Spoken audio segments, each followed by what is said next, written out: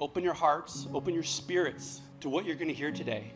Grab on to at least one idea, because if we don't start spreading the ideas, who's going to?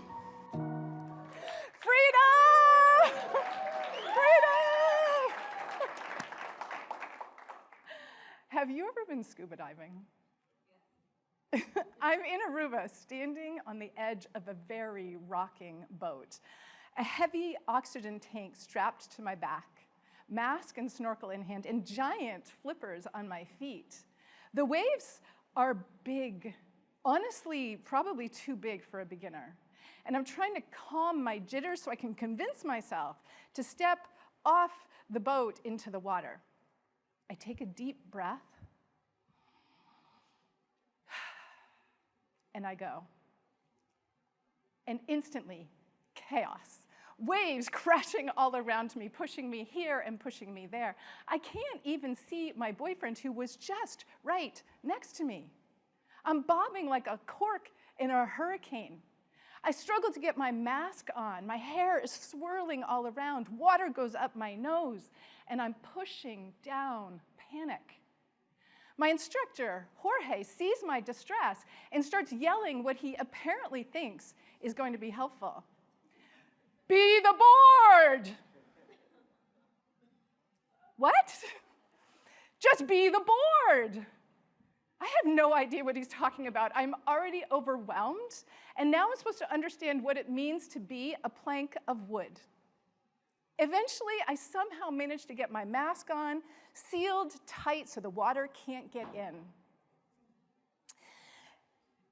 And then we've got to wait on the top, wait for further instructions. And the waves, they just keep coming and coming and coming. In case it's not obvious, I am not having any fun. I catch sight of my boyfriend, and he sees the panic on my face, which is probably pretty hard to miss, and he signals, go under. And I trust him, he's got this. Finally, blessedly, I sink under the waves in a chaos, and everything goes still. Weightless, quiet, the swells of the ocean move me gently. There's no sound except my breath.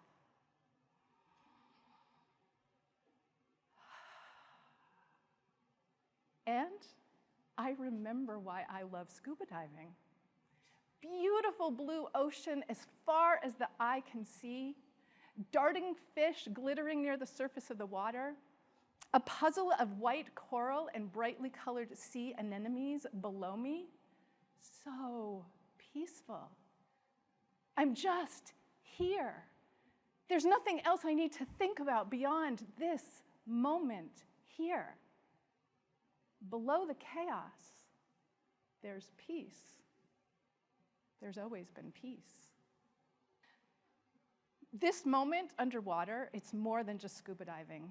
This is about life. There's a deep and abiding peace that lives inside each and every one of us, a stillness, a calm. And that stillness is something that we can access whenever we need to.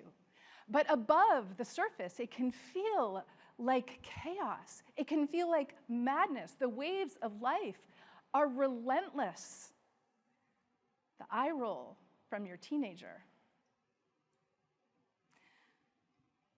The dog that throws up on your brand new carpet. Another disaster on the news. And suddenly, you're just in the chaos. But every single one of these is what I call a red zone invitation. Notice that very important word, that it's not a command, it's an invitation. It's an invitation to go to what I call the red zone. What's the red zone? The red zone is any state of disempowerment, like upset or anger or resentment or frustration. And just like a wedding invitation, we get to RSVP yes or no to going to the red zone. You pull the invitation out of the envelope, and you get to check a box. Yes, I will go, or no, I will not. There's a really big difference here, though. A wedding is fun to go to. The red zone is not. There's a price you pay for every time you go to the red zone. When you go to the red zone, you leave your place in the green zone, where all of your peace and your power and your thinking clearly lie. You agree to give up your center down in the stillness and go up into the chaos of the waves. And then you're reacting to first one wave, and then another wave, and then another wave. When you go to the red zone, your brain goes into survival mode, just as if you were in physical danger. Imagine as if a hungry lion is chasing you across the savannah. And guess what? You can't think as clearly. Your body prioritizes the need to fight or flee over the ability to reason. And suddenly, you can't think. Your prefrontal cortex gets temporarily impaired. It's a very important part of your brain. The prefrontal cortex, you need the prefrontal cortex. It's the part of your brain that helps you to understand and to inhibit impulses and to make decisions and to solve problems. It helps you focus your attention. It's an incredibly important part of your brain that only humans have. And it plays a vital role in creating a life and relationships you can enjoy. So flash 2 years later, after the scuba diving incident, I had the chance to see what happens with a compromised prefrontal cortex firsthand. I'm 2 years married, and my husband lies in a hospital bed. My son, Ben, less than a year old, is in a room nearby with family. And the ER doctor has tears in his eyes when he tells us that my husband has a brain tumor bigger than any he has ever seen before. And it's in his prefrontal cortex. Over the coming months, I watch as John's ability to reason, to connect, to think clearly, disappears before my eyes. John was a beloved school principal, a calm and steady school leader, the person that you wanted in the room when things got complicated. He could navigate the most challenging situations with grace and equanimity. He could create a schedule for every room in the building, keeping a fountain of logistics needs in mind. But as the tumor progressed, I watched as his sparkling blue eyes faded into vacancy. He no longer made eye contact during conversation. He forgot to sign checks before sending them. One day, he thought it was a good idea. He was out on the deck, and he saw a leaf at the edge of a gutter. And so he pulled over a chair, and he put one foot on this chair that rocks, and another foot up on the railing, and he reached out over 20 feet of open space to the ground below for a leaf. He put his life in danger for a leaf. With a compromised prefrontal cortex, my husband became a different man. He lost the ability to navigate life and relationships effectively, not by choice, but by biology. Experiencing this changed me. I came to realize that this is what we do to ourselves every day. When we say yes to a red zone invitation, we agree to not be able to think as clearly. We kick our prefrontal cortex to the curb. When we say yes to a red zone invitation, we throw away our peace and our power like it's penny candy at a parade.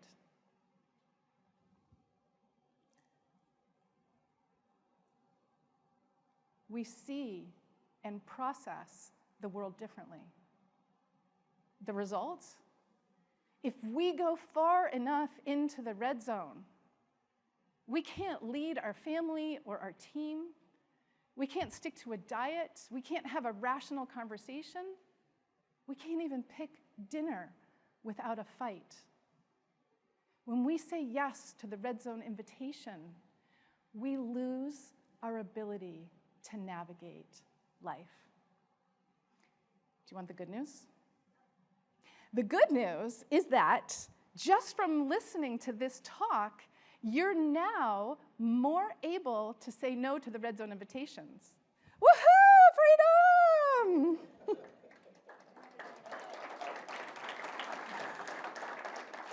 Why?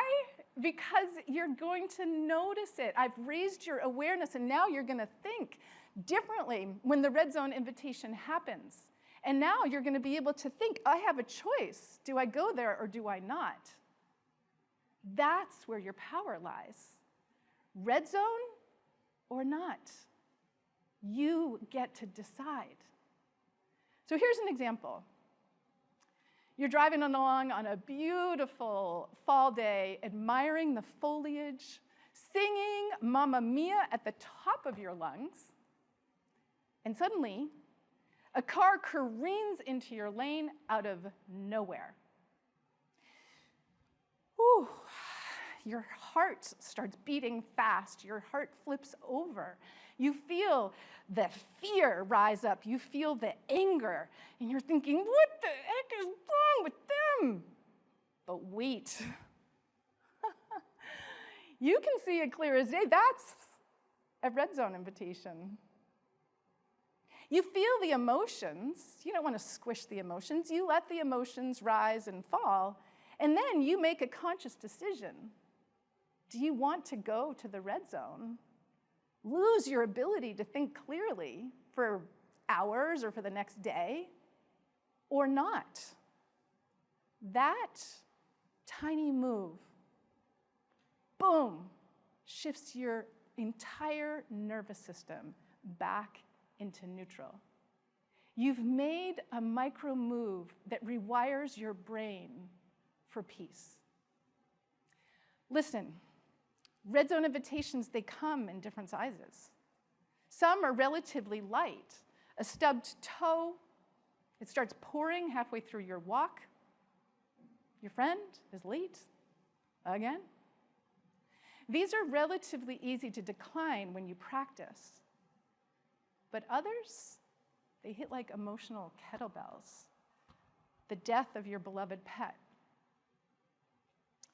The divorce you didn't see coming. My husband's diagnosis, and a year later his death, when our son was less than 2 years old.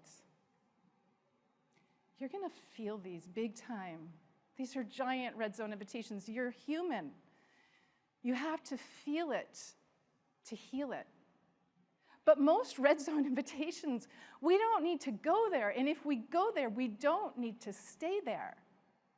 We can't always say no to the feelings, but we can say no to giving away the keys to our peace for months and for years. You want to start building that muscle? I've got a challenge for you. Tomorrow, I want you to count the red zone invitations. All of them, whether they're little or big, whether they hijack you, whether they don't. No judgment, just awareness. The toddler's tantrum, the attitude of your coworker, the divisive political post that gets under your skin, your spouse's sarcasm, the person chewing like a rhinoceros in an echo chamber. Just count them. You're raising your awareness. And the next day, say no to one, just one. Start building that muscle. When you build that muscle, it gets stronger. When you say no to the smaller invitations, you're building, training your muscle so that you're building your resilience for when the bigger ones come. So when the diagnosis happens, or the betrayal lands, or something like COVID hits the news, you've got the strength to be able to handle these more effectively. You're building your peace on purpose. This is more than just a moment in time. This is an entirely new way of moving through life. It's what I call the RSVP revolution. It's you deciding not every drama deserves your RSVP. So the next time the waves of life are coming at you, be the board. I'm just kidding. And in case you're wondering, I still don't really know what that means. But seriously, remember the stillness underneath the turmoil. Your green zone is waiting for you. The waves of life don't have to stop for you to be peaceful. You can find your center in any storm. When you say no to the red zone invitations, that tiny move sets you free. Today's theme is freedom. And what's the freedom we all need most is freedom from the emotional chaos we never meant to say yes to.